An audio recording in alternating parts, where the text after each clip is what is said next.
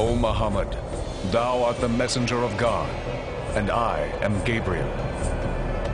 He was terrified. I think any of us would be if we suddenly started receiving voices and seeing visions of angels. The traditions about the life of the Prophet present him as coming back from this experience profoundly shaken. Petrified with fear from a mystical experience he did not comprehend, Muhammad rushed to Khadijah. And she held him in her arms and said, you know, my dear, you know, these things are from God. And it was she who convinced him that these were not delusions. But in his fear, Muhammad did not fully understand the frightening events that had happened to him. He could not know that the angel Gabriel would return again and again to deliver the words of God, and that the words that would eventually pour from Muhammad's lips would forever alter the future of his people and the world.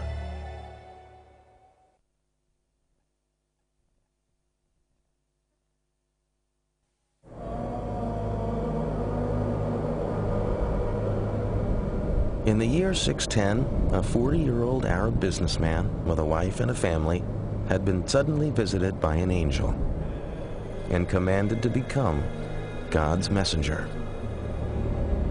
Slowly, Muhammad ibn Abdullah began to accept that God wished him to speak to his people, as Moses and Christ had carried God's word in another time. Several revelations followed the first, but Muhammad was confused and struggled to understand precisely what message God wanted him to carry. Then, suddenly, the revelations stopped. Muhammad waited in darkness. He thought perhaps God had abandoned him. Perhaps he hadn't been worthy. He did not know whether that was the end of the communication with God, and what was he supposed to do based on that limited communication. What had he done to offend heaven and the angel who had spoken to him? How could he be a messenger if he had no message? But as he sunk to the depths of despair, the silence was broken by another revelation. By the morning brightness and by the stillness of the night, thy Lord hath not forsaken thee, nor is he displeased with thee. What is to follow is better than what has preceded, and soon thou wilt be granted that which will please thee. It was now clear to Muhammad that he had not misunderstood the first revelations. He had indeed been called to tell the world there must be no other gods but the one God, Allah. As more revelations came, the words were etched into Muhammad's memory. As he recited them, they were written down and became the Quran, God's holy book.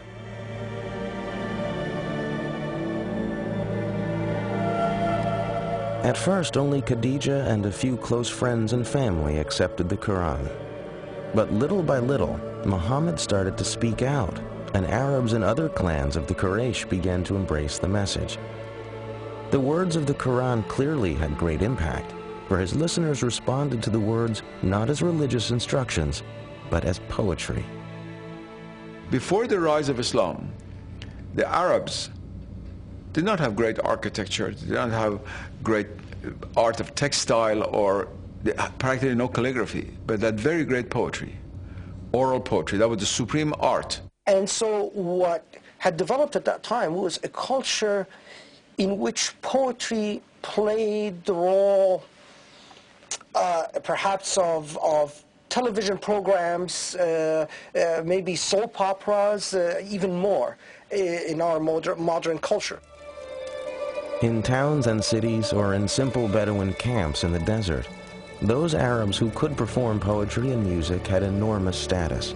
Now, as Muhammad chanted the verses of the Quran, the words became music as he touched a deeply spiritual nerve in his listeners.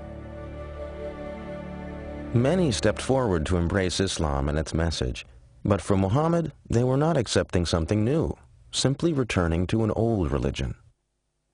In many ways, the Prophet was calling people back to the one true faith, to the faith of Abraham, and back to the one true God, not to a new God, but it was to the one true God whose revelation had gone to Adam, Abraham, Moses, and Jesus. And therefore, Muhammad, in every sense of the term, is a reformer. So far, Muhammad had avoided any mention of the idols that stood in and around the Kaaba. Now he announced that the Quraysh would have to stop worshipping all other gods. He demanded a radical new expression of faith. The words began. He is Allah, the one and only. Allah, the eternal, absolute. He begetteth not, nor is he begotten. And there is none like unto him. There could be no greater loyalty than to God. Not to any tribal deity, not to some traditional idol, not even to the tribe. This mild-mannered merchant was now demanding Arabs forsake the gods of their ancestors. Their real identity was rooted in their family and clan and kin connections, because it was that gave them a position in the world. When Muhammad comes with a new set of religious ideas, or is trying to renew a set of religious ideas focused on monotheism, people whose ancestors had been pagans said, what's happened to our grandfathers, our great-grandfathers? And Muhammad had to say, well, they're burning in hell because they didn't believe in one God. This new commandment was to be called Islam, meaning an act of surrender to God's will. For some, initially, they could simply dismiss the prophet, since this was so out of whack with the society, as somebody who was out of his mind, as somebody who was deluded. But as he began to develop this seminal community, and as the prophet, given his conviction, was so public in preaching this message, then more and more this was taken by the Quraysh establishment as a direct threat. The new message of Islam now ripped the fabric of the Quraysh community. Soon, like Jesus before him, Muhammad's ministry was turning father against son, family against family.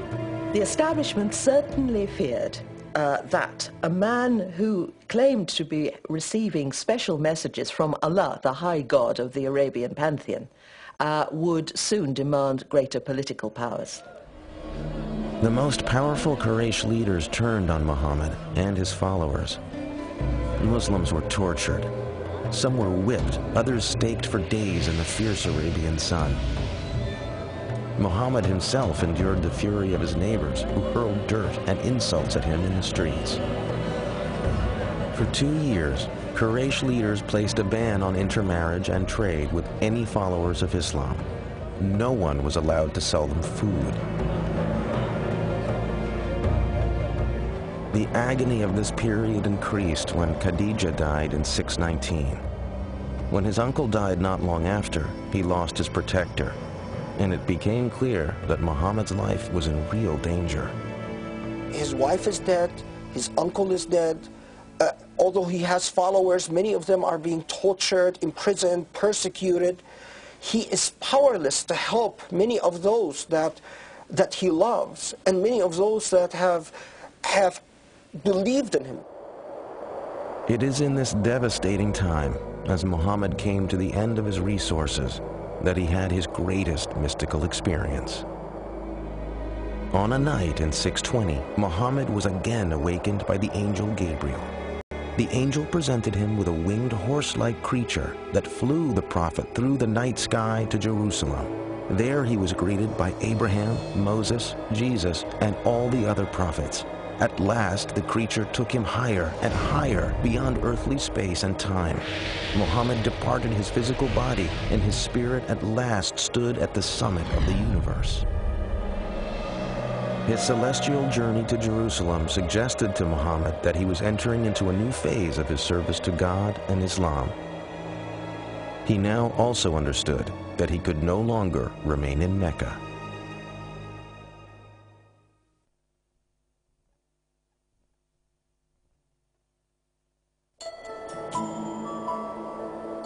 Over 200 miles to the north of ancient Mecca lay the fertile oasis of Yathrib. It was a lush island of green amidst harsh volcanic mountains and untillable desert soil. Its sweet water and abundant crops of grain and dates made for a comfortable life. But Yathrib was troubled. The tribes who lived in this beautiful place were